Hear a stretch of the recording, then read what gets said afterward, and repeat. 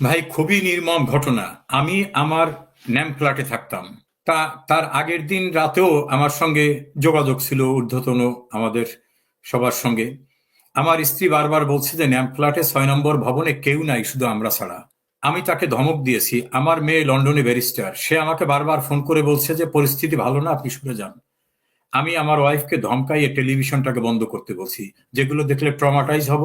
প্রধানমন্ত্রী যখন আসেন তখন নিশ্চয়ই তিনি ম্যানেজ করবেন, বা তিনি অবশ্যই এটাকে একটা পর্যায়ে নেবেন। রাত 12টা পর্যন্ত কিন্তু আমি যোগাযোগের মধ্যে ছিলাম। আমি বাসার থেকে বের হইনি। পরে জানলাম যে ওই 6 নম্বর ভবনে একমাত্র আমি ছাড়া আর কেউ নাই, সবাই চলে গেছে। সকালবেলা যখন মেসেজ পাচ্ছি যে অবস্থা খুবই বিপন্ন, তখন ন্যাম ফ্ল্যাটের সামনে মব এসে গেছে। ন্যাম ফ্ল্যাটের কেয়ারটেকাররা আমাকে বলতেছে, স্যার এখন বের হবেন না, আপনাদের খুঁজতেছে এখানে। একটা পিয়ন এসে আমাকে বললো, স্যার আপনার নাম ধরে আপনার বাসা খুঁজতেছে। তখন আমি বুঝতে পারলাম যে আমি যে এলাকার এমপি, সেই এলাকায় তো আমার প্রতিপক্ষ আছে, যেটা আপনি বুঝতে পারেন। তখন আমাকে বলা হলো যে আমি যেন ভিতর থেকে লাইট অফ করে দিয়ে থাকি। আমার ছেলে অস্ট্রেলিয়া থাকে, ব্যারিস্টার। সে সে আমাকে ফোন করে বলল যে আপনার বাসা ভেঙে ফেলা হবে, আপনি ভিতরে চেয়ার সোফা টোফা দিয়ে দরজার সামনে থাকেন।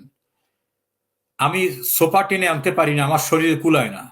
এনে দরজা আটকে ফ্যান অফ করে দিলাম, লাইট অফ করে দিলাম। তখন প্রচন্ড ভাবে দরজায় লাথি হচ্ছে। আর তখন আমার একজন সিকিউরিটি ছিল, গানম্যান। সে আমাকে অনেক দূর থেকে বলতেছে, স্যার আপনার নাম ধরে খুঁজছে, আপনাকে খুঁজতেছে স্যার, আপনি কিন্তু ভেঙে যতক্ষণ না ঢোকে আপনি কোনোভাবে দরজা খুললেন না। আমার কাছে এদের অ্যাটিটিউড ভালো মনে হচ্ছে না। তা আমি ওরকম খুললাম না। তা আল্লাহর অশেষ রহমত যে নিচের থেকে স্টাফরা বলছে যে এখন খুঁজতে আসেন, ওরা তো কালকেই সব চলে গেছে এনে পালাইয়ে, এখানে কেউই নেই, সবাই চলে গেছে। তোরা বিভিন্ন ফ্ল্যাট ভেঙে ভিতরে ঢুকে দেখে কেউ নাই। তখন আমারটাকেও ধরে নেছে যে হয়তো লক করা, ভিতরে কেউ নাই।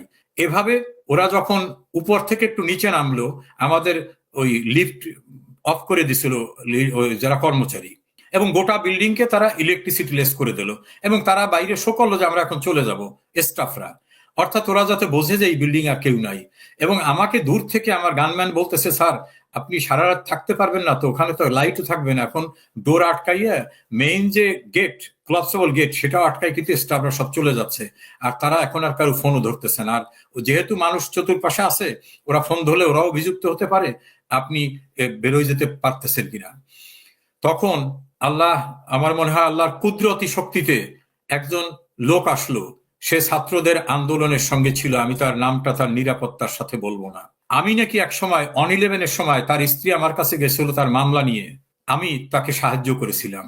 সেই কৃতজ্ঞতায় সে জানতে পারছে যে এই বিল্ডিং আমি থাকি। সে উপরে আসছে। উপরে আসার পরে সে বারবার ফোন করতেছে, তা আমরা তো ফোন অফ করে রাখছি, ফোন ধরবো না। তখন আমার গানম্যানকে ফোন করছে সে।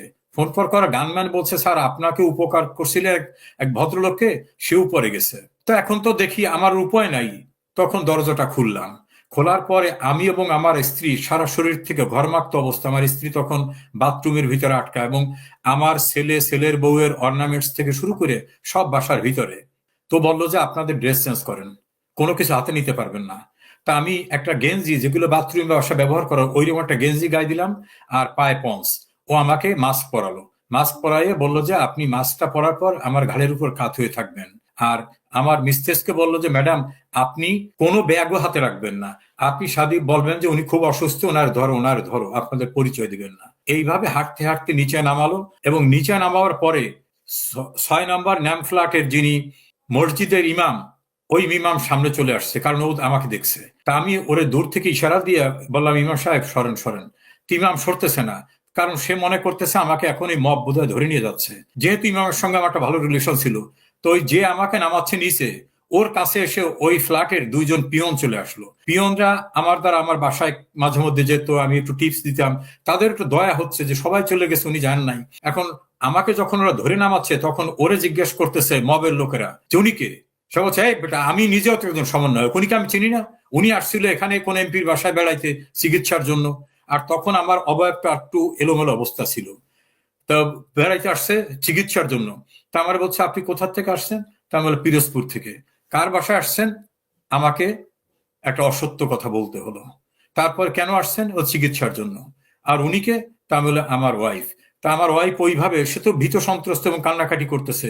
ওরা ওইভাবে তার ঘাড়ে আমি বাঁকা হয়ে আমাকে ওই মানিক মিয়া অ্যাভিনিউর ডিভাইডারের কাছে নিয়ে গেল।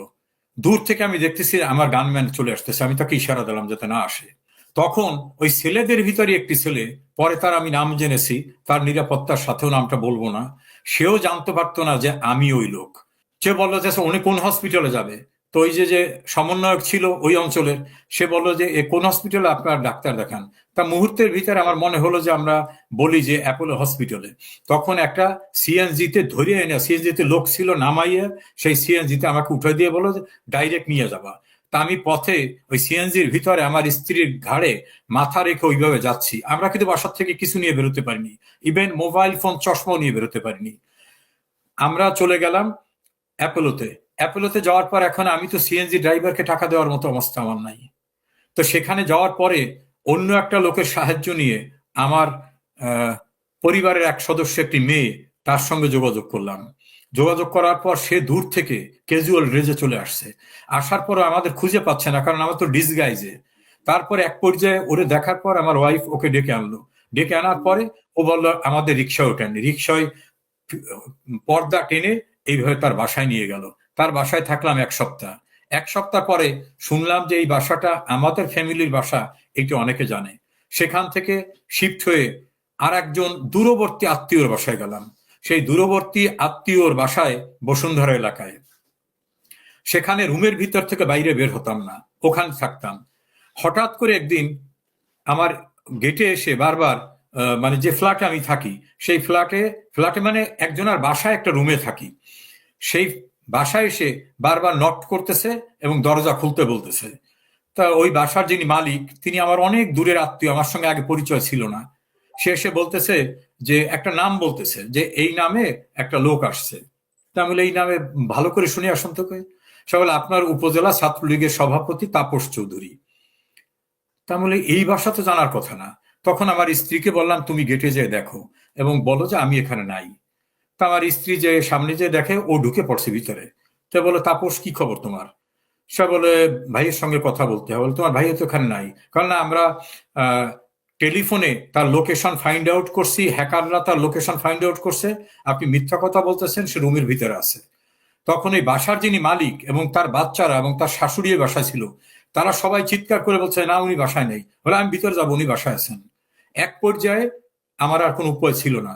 তখন তারে বলা হলো কেন আসছো? বলে আমি নিজে আসিনি, আমাকে হ্যাকাররা আর প্রশাসনের লোক ধরে নিয়ে আসছে। কি চাই? 12 কোটি টাকা দিতে হবে, না হলে তাকে এখান থেকে নিয়ে যাবে। তো ওই সিচুয়েশনে তো আমার স্ত্রী বলতেছে যে আমরা আছি এখানে অসহায়ের মতো, বাসার থেকে বেরোইছি খালি হাতে, আমরা টাকা দেবো কোথার থেকে? এর ভিতরে আমার ভাইকে খবর দেওয়া হলো। আমার একটা ভাই চাকরি করে ব্যাংকে, ওকে নিয়ে আসা হলো। ও আসার পরেও বললো যে আমি হাইয়েস্ট 10 লাখ টাকা দিতে পারবো, এর বাইরে আমার টাকা দেওয়ার সমর্থ নাই। তারা বলে কিসের 10 লাখ টাকা? এক পর্যায়ে 4 ঘন্টা দেন দরবারের পরে বললো 5 কোটি টাকা দেবেন, তাহলে ওনাকে ছাড়া হবে, না হলে নিয়ে যাবে। আমরা তো তখন বুঝতে বাকি থাকলো না যে এই অপহরণকারী দলের সঙ্গে আমার উপজেলা ছাত্রলীগের সভাপতি, যাকে আমি টাকা দিয়ে বানাইছি, সেই ছেলে টাকার লোভে তাদের সঙ্গে এক হয়ে গেছে এবং আমার উপজেলা এবং আমার জেলার বিএনপি জামাতের কিছু লোকদের সঙ্গে ঐক্যবদ্ধ হয়ে ও এখানে চলে আসছে। তখন একটা পর্যায়ে সবাই কান্নাকাটি করতেছে বাসায়, যারা আশ্রয় দিয়েছে তারাও, আর আমাদের তো টাকা দেওয়ার সমর্থ নাই। তখন আমি আমার স্ত্রীকে বলে বিদায় নিলাম যে আমার চেম্বারের জুনিয়র আছে, তাদেরকে বলো তারা যেন কোর্টে যায়, কারণ আমার তো এখন চলে যেতে হবে, উপায় নাই, টাকা দিতে পারতেছি না, এখানে থেকে কি করব। তা আমি নিচে নেমেই বললাম যে আমি থানায় যাব। কোন থানায় নেবা? সে থানায়। কারণ তখন আমার ছেলে বারবার মেসেজ করতেছিল যে আপনি কোনো অপরিচিত লোকের সাথে যাবেন না, প্রয়োজনে থানায় যাবেন, থানায় গেলে অন্তত আপনাকে কোর্টে নেবে। নিচে নামার সঙ্গে সঙ্গে আমাকে জোর করে আবার তারা লিফটের ভিতর ঢুকোচ্ছে, প্রচন্ড শক্তি প্রয়োগ করে লিফটের ভিতর ঢুকোচ্ছে, কারণ আমাকে তারা আটকায় রেখে টাকা আদায় করবে। থানায় তা নেওয়া টার্গেট না। তা আমি বললাম তোমরা না বলছো যে প্রশাসনের লোক আছে, ডিবির লোক, তো তাদেরকে ডাকো, আমি এখান থেকে চলে যাব। বল না, আপনার বাসায় যেতে হবে, আপনার টাকা দিতে হবে। তখন আমি বুঝলাম যে আমি মবের হাতে পড়ে গেছি। এর ভিতরে মানে আমি আল্লাহর কাছে লাখো লাখো কোটি শুকরিয়া আদায় করি যে তার কুদরতি শক্তিতে হঠাৎ করে আমার একজন স্টাফ পিয়ন, সে মোটর সাইকেল নিয়ে আসছে, সে শুনছে আমাকে এনে ধরে নিয়ে যাচ্ছে বা এইরকম কিছু। আসার পরে আমার ভাই, ওই যে তাপস ছাত্রলীগের সভাপতি, তার সঙ্গে যুদ্ধ করতেছে যে আমাকে জোর করে লিফট উঠাবে। এক পর্যায়ে তাকে ফেলে দিয়ে পাড়ায় ধরছে, ধরে আমাকে বলছে আপনি মোটর সাইকেলে ওঠেন। তা আমি মোটর সাইকেলে উঠলাম। ওঠার পর ওই মোটর সাইকেল অন্য একজন ড্রাইভার, আমি তাকে চিনি না, সে স্টার্ট করলো এবং তখন মেইন গেট দেওয়া, গেট দ্রুত ভাঙার মতো করে খুলে সে জিগ জ্যাক হইতে আমাকে নিয়ে মুভ করলো। আর আমাদের পিছনে কিন্তু গাড়ি চলছে, যে গাড়িতে অপহরণকারীরা আসছে তারা কিন্তু গাড়ি নিয়ে মুভ করতেছে। তো ওই মোটর সাইকেল আরোহী এমন ভাবে মুভ করতেছে রাস্তার উল্টো দিক করতে করতে মোটামুটি একেবারে গ্রামীণ একটা এলাকায় নিয়ে গেল। আর আমাকে বললো যে আপনি শুধু আমার ঘাড়ের উপরে মাথা নুয়ে থাকবেন। এক পর্যায়ে ওর হেলমেটটা আমাকে দিল, যে আপনি হেলমেট মাথায় রাখেন। এই করতে করতে আমাকে দূরবর্তী একটি জায়গায় নিয়ে গেল। ওই মবের লোকরা আবার ওই বাসার সামনে রয়েছে, তারা আমার স্ত্রীকে এবং আমার ভাইকে ধরবে, যে তারা পরিকল্পিতভাবে আমাকে এখান থেকে সরাই দিয়েছে।